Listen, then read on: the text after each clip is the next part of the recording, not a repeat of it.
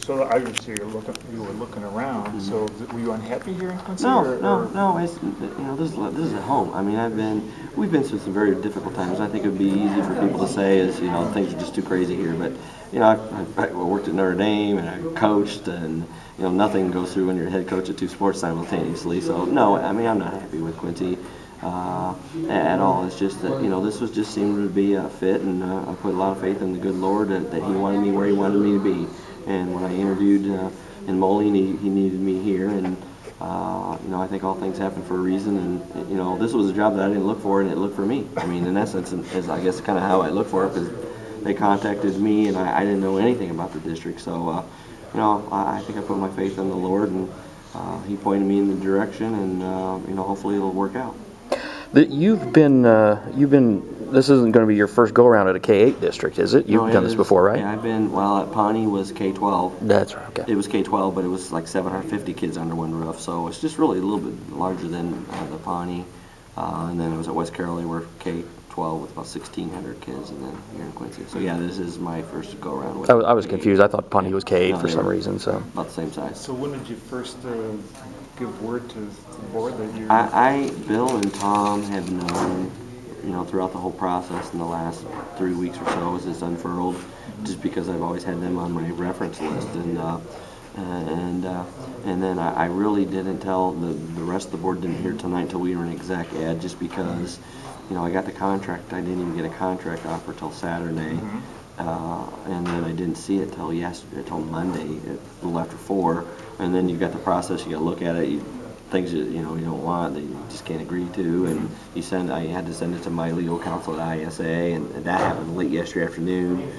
The board their board voted me in last night 7-0, and gave the superintendent, as I understand, the permission just to, if you can work it out, you have our authority to do it. And so today I was busy and she was busy. The reality is I didn't get a look at the revisions that I suggested. We talked about till it was after 5 today.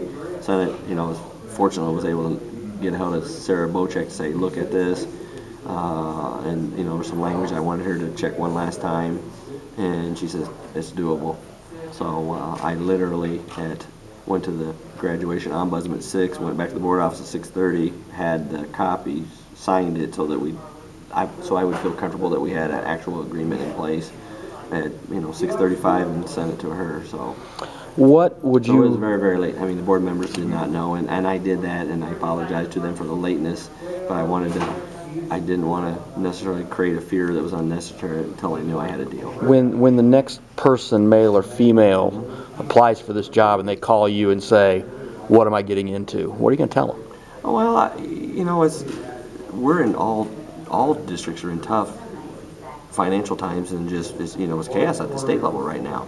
But I will tell them that you're going to have to be a strong person for this job.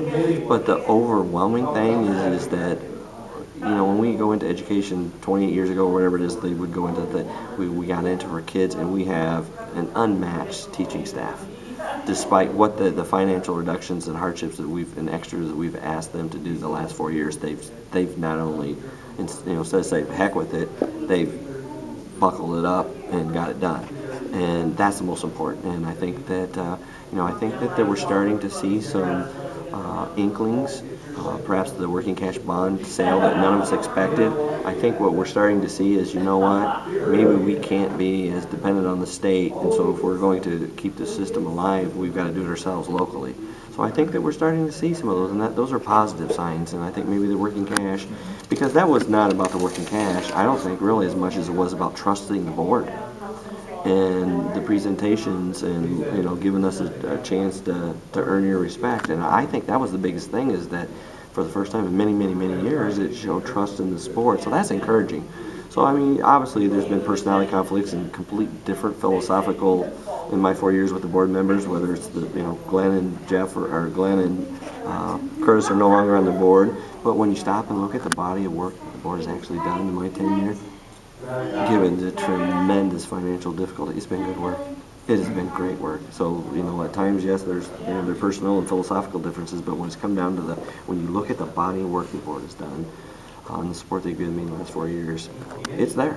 So it's going to have to be somebody that has some experience, certainly, and being familiar with the district would be helpful, or at least the district our size would be very, very helpful as well. But I have faith that the good Lord will help the board.